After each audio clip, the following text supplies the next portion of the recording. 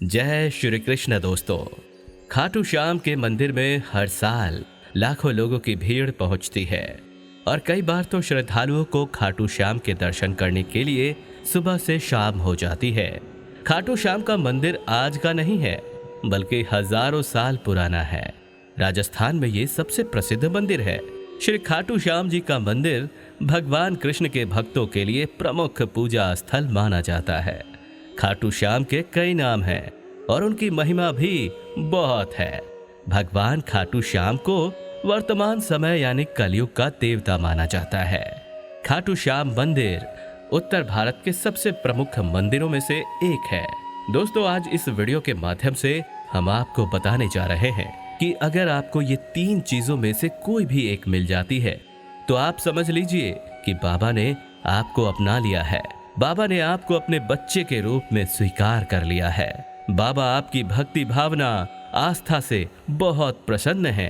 आपकी आस्था से प्रसन्न होकर आपको ये चीजें दी है।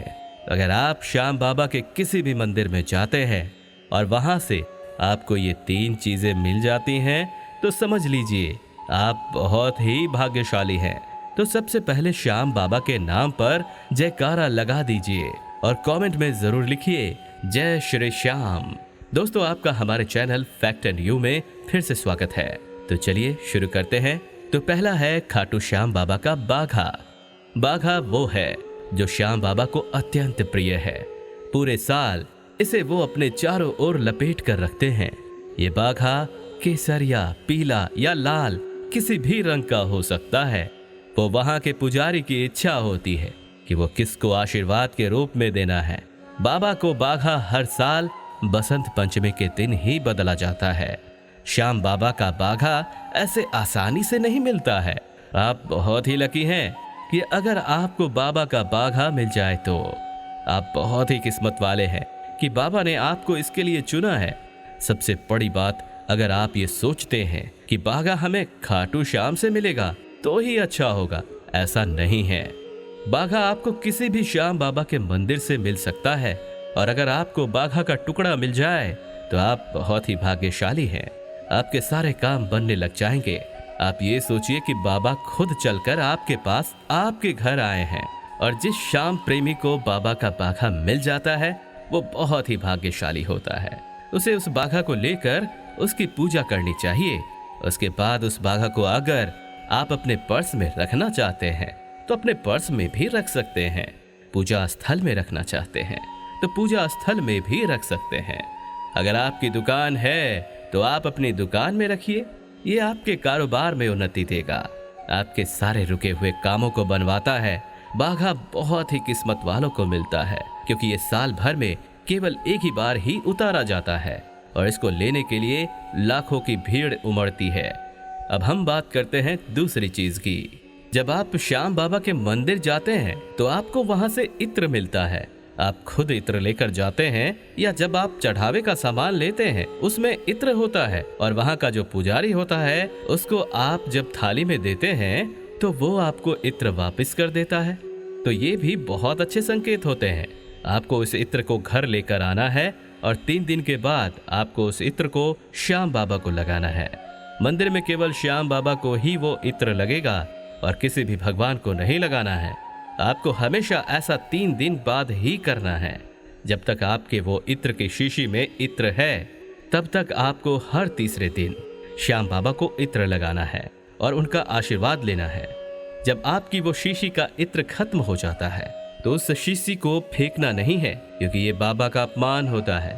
उस शीशी को आप घर में किसी ऐसी जगह रख दो जहाँ कोई उसके साथ छेड़खानी ना करे, या फिर आप उसे किसी मंदिर में रख दो या कहीं गमले के पास रख दो। ऐसी जगह रख दो जहां पैर ना लगे। अब बात करते हैं तीसरी चीज की। दोस्तों, श्याम बाबा के मंदिर में आप चाहे खाटू श्याम जाएं या चुलकाना धाम जाएं या श्याम बाबा के किसी भी मंदिर में जाएं, उस मंदिर में अगर आपको कोई फूल या गुलाब का, गेंदे का या किसी भी चीज का कोई सा भी फूल आपको मंदिर से मिलता है या बाबा की उतरी हुई माला आपको मिलती है तो समझ लीजिए बाबा ने आशीर्वाद के रूप में वो माला या फूल आपको दिया है। आप बहुत ही भाग्यशाली हैं क्योंकि बाबा के मंदिर में माला या फूल बहुत आसानी से नहीं मिलता है। दोस्तों एक चीज का ध्यान रखिए कि अगर आपको बाबा के मंदिर से माला या फूल मिलता है तो उसको गले में मत पहने, उसको ना ही उठाकर यहाँ वहां रख दीजिए। ये बाबा का आशीर्वाद है, इसे बहुत ही संभाल कर पहले घर ले आइए। अगर आपके घर में बच्चे हैं जो पढ़ने में थोड़ा कमजोर हैं, जिसका पढ़ाई में मन नहीं लगता है, और बाबा के यहाँ से आपको कोई फूल मिला है, तो आप उस फूल को उस बच्चे की किताब के अंदर, कॉपी के अंदर रख दीजिए, या आप चाहे तो उसके पत्ते करके सारी बुक्स के अंदर भी रख सकते हैं। और जब तक वो सूख ना जाए तब तक इन फूलों को किताब के अंदर ही रखे रहने देना चाहिए। बाबा की कृपा से बच्चे की पढ़ाई में मन लगने लगेगा। और अगर आपके घर बच्चा नहीं है तो उस फूल को बाबा का आशीर्वाद समझ के अपने मंदिर में रखिए, और जब तक वो फूल पूरी तरह से ना सूख जाए उस फूल को मंदिर से नहीं हटाना है। अगर आपको बाबा के मंदिर से माला मिलती है तो लोग अपने गले में माला पहन लेते हैं। ये भगवान का अपमान होता है, आप उनकी बराबरी कर रहे हैं।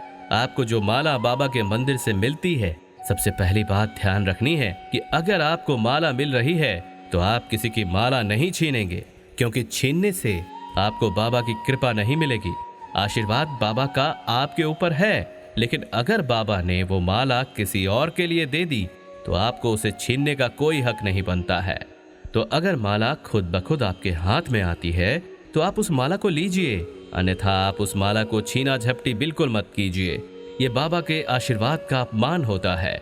तो अगर आपको माला अपने आप आपके हाथों में आकर मिलती है तो आपको वो माला घर लेकर आनी है, उसको पूजा स्थल में रखना है, और आपको उसकी तब तक पूजा करनी है जब तक कि वो माला पूरी तरह से सूख नहीं जाती।